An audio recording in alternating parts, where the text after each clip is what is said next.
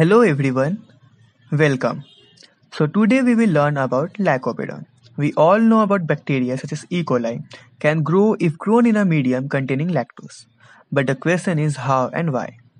Actually, bacteria has Lycopodon which helps it to utilize lactose in the medium. Now we have to know first about the operon. What is a operon?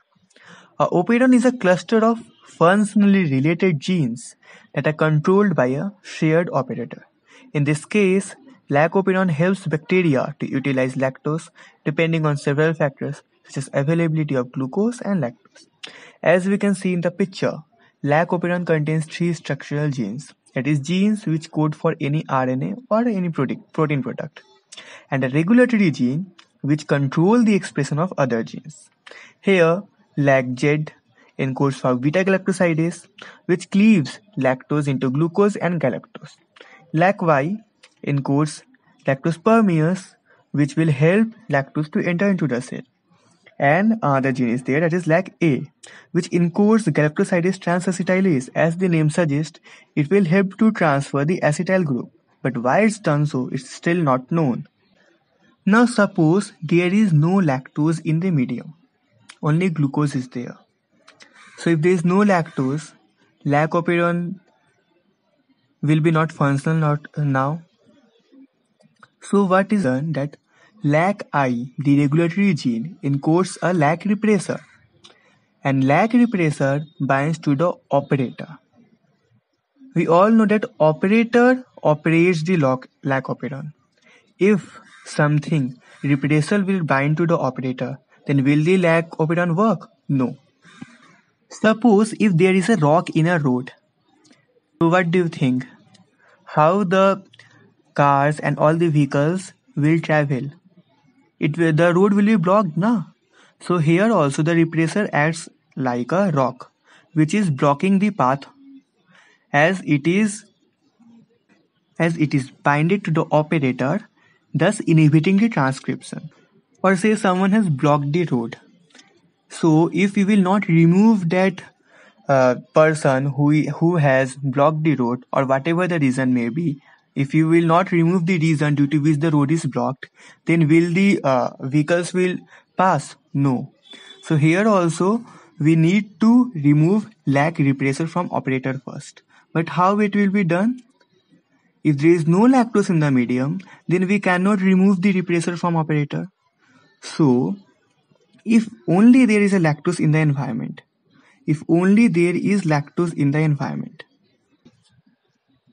it binds to the repressor and changes the conformation of the repressor. Now as repressor will not be able to bind to the operator, then now our Lycopodon will work smoothly. But it's not actually the lactose, it's allolactose. Some of the lactose is always available at the basal level.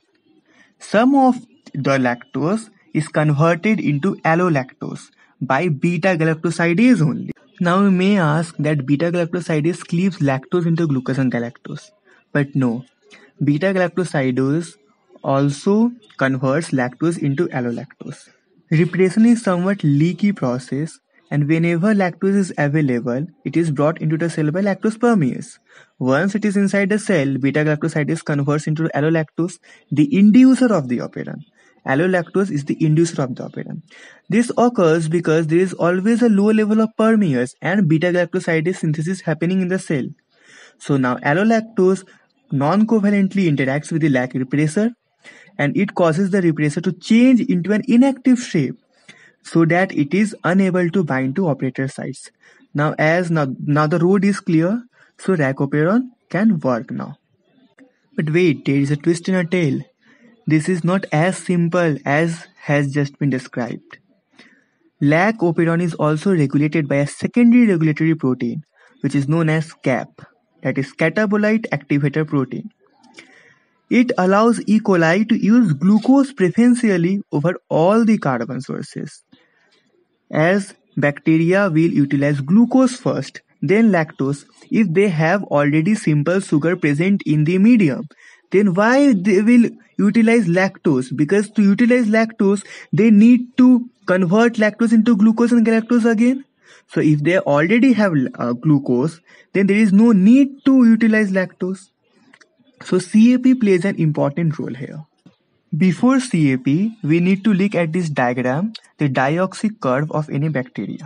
If a E. coli grows in a medium which has both glucose and lactose, then it will utilize simple sugar, glucose preferentially, until the sugar is exhausted. Then after a short lag phase, growth will again resume at a slower rate with lactose as its carbon source. This allows glucose to be more easily catabolized and to be used first, and then the other sources will be utilized. Here it is lactose. So how it is controlled? It is controlled by CAP, catabolite activator protein, which is also called cyclic AMP receptor protein, about which we have studied in cell signaling. So we learned that CAMP also controls lycoperdon. How it is controlled? It's actually CAMP levels is controlled by the enzyme adenyl cyclase. We just now studied that E. coli will utilize glucose first and then lactose. Suppose there is a media containing both glucose and lactose. E. coli has utilized all the glucose. Now the glucose is not there. When the glucose is not available, then adenyl cyclase is active. Now when adenyl cyclase is active, then CAMP is also active.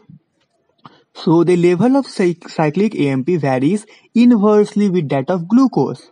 When glucose is unavailable and the catabolism of other sugar might be needed, here lactose such as, the amount of cyclic AMP in the cell will automatically increase and the cyclic AMP will bind and activate the CAP. Now the CAP will bind to the RNA polymerase and the transcription will go on. Actually, upon binding, CAP bends the DNA within two helical turns, which actually stimulates the transcription. So the summary is, in case of lycoperdon, if glucose is absent and lactose is present, the inducer allolactose is there and it will bind and inactivate the lac repressor protein. And now when, as glucose is not there, CAP will be in the active form and the transcription will be easily proceeded. However, if both glucose and lactose are in short supply, suppose, even though CAP binds on the DNA, transcription will be inhibited by the repressor protein. Why? Because bacteria has already glucose in the medium. So it will utilize glucose first. As if glucose is there, then CAMP is not active or is not there.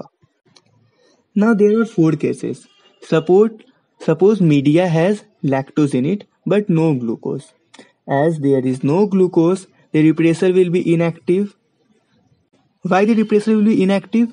Because lactose will be converted to allolactose and allolactose will bind to the repressor and it will change the conformation of repressor.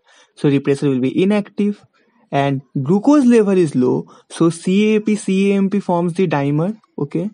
And then it will bind to the CAP site and then it will easily operate and transcription will easily occur. As CAP enhances the binding of RNA polymerase to the promoter. Now suppose there is both lactose and glucose in the media. So as lactose is present, allolactose will be formed. The repressor should be inactive now. So you may say that the transcription will go on, but no. As glucose is there, CAP is there. We can see in the diagram, cyclic AMP has not binded. So here lac repressor is inactive, but the CAP is also inactive. So RNA polymerase cannot bind to the promoter efficiently without the aid of CAP. So transcription levels will be low, or you can say transcription will be inhibited by the lack of CAP. So if you will think that repressor is inactive, if we have lactose, it will be converted to allolactose and it will turn repressor off. And lycoperdon will be transcriptionally active. We will be wrong to think that. As CAP, the activation of CAP is also important. Only when glucose will not be there, then only CAP will be activated and then only transcription will go on. Now suppose there is neither lactose nor glucose. As glucose is not there, then CAP will be active. Okay, as CMP will bind to CAP. But the repressor blocks the transcription here. Here the CAP and CMP is working fine. But here repressor is also there as lactose is not there. So the repressor will bind to the operator and the transcription will be blocked by repressor. So when RNA polymerase is present, CAMP, CRP is present, repressor protein is also present, will the transcription occur? No, because repressor is there. So when RNA polymerase is there, CAMP, CRP are absent, but repressor protein is also present, then transcription will obviously not occur. When CAMP, CRP is absent and repressor is also absent, then also transcription will not occur as repressor is absent but CAMP, CRP is too absent. Only when both CAMP, CRP will be present and repressor will be absent, then only transcription can occur. As when glucose is now we have studied that only when the glucose will be low, then only CAMP will be active and it will bind to the CAP, thus making a transcription efficient. Then only transcription can occur. Now the question is why it is happening. So as we can see in the diagram that whenever glucose is available, the phosphate group of phosphoenol pyruvate is transferred to enzyme 1 and then ultimately to HPR and then ultimately to enzyme 2A. Enzyme 2A then transfers its phosphate to enzyme 2B, which in turn transfers it to the incoming glucose.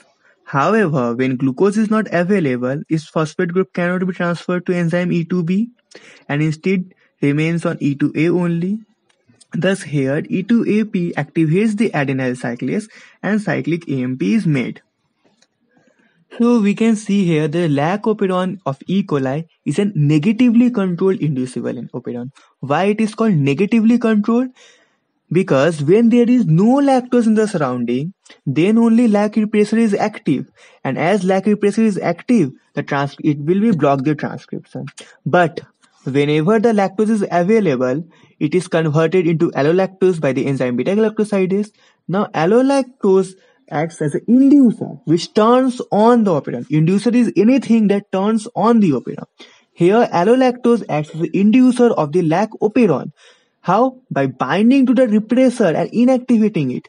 If someone is blocking the road, so if we will remove the obstacle, then the road will be cleared. So here also the repressor has blocked the road, they blocked the lac operon. So how will we remove that obstacle, that repressor? Suppose like a police has come and is removing the obstacle. So here also allolactose acts as the police, which is the inducer of the lac operon system, and removes the obstacle by binding to the repressor and inactivating it. The inactive repressor cannot bind to the operator and transcription will go on and go on. Instead of allolactose, which has beta-1,6-glycosidase linkage, we can also use IPTG in our experiments, isopropyl beta-D-thiogalactosidase. It is an effector which is like an amino acid or sugar. It binds to the regulatory protein and it also changes the activity of the protein. That is IPTG here will change the activity of the repressor so that it cannot bind to the operator and the lac operon will go on if CMP CRP is present. The couple CMP CRP are present together. TMG and IPTG are gratuitous inducers. I hope it is clear. If you have any query, you can ask me in the comment box.